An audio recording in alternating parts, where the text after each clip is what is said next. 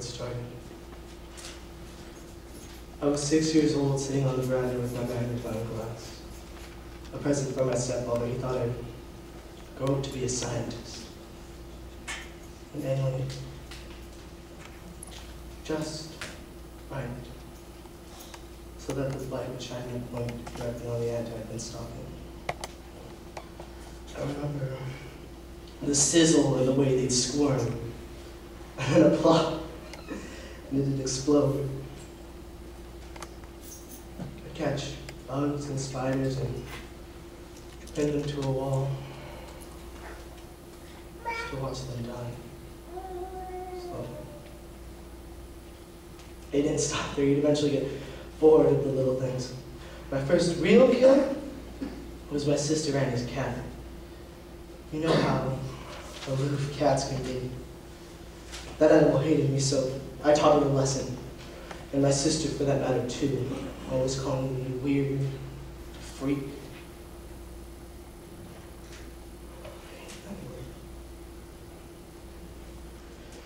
I strangled it with my bare hands, then hung it from a hook above her bed so she'd see it first thing when she woke up in the morning. They sent me to a shrink after that. I was cleverer than he was, though, and within 2 months I was back home with them. Boys will be boys, excuse. So I kept things quiet for a while. Snakes, rats, birds, any small animal I could get my hand on.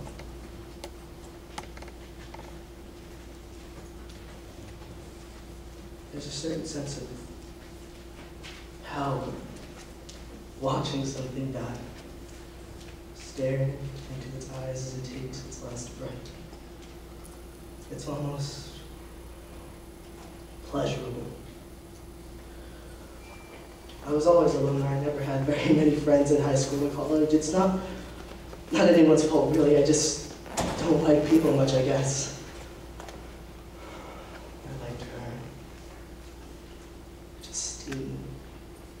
Her hair like chocolate milk that ran down her back.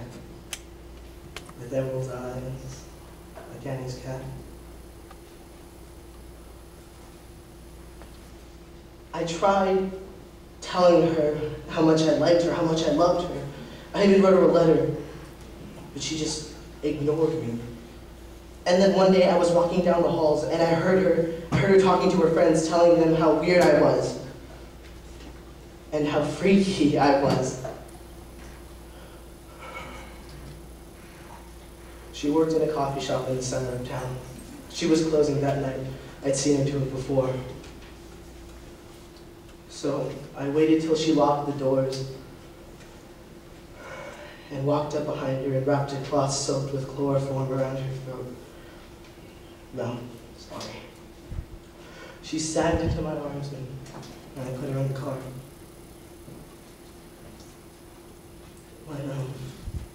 When we got back to the hotel, I undressed her and tied her to the post in my bed.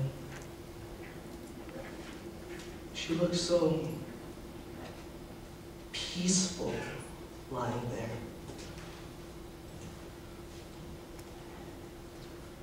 I stayed up all night watching her sleep.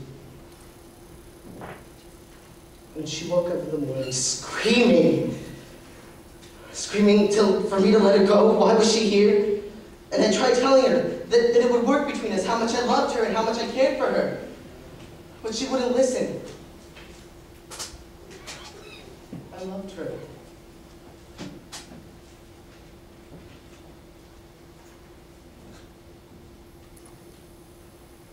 We made love for the next few nights. She pretended to struggle.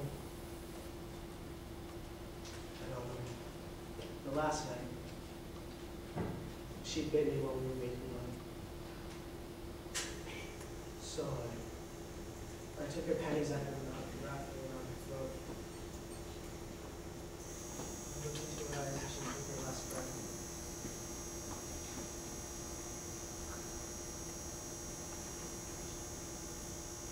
Do you love me?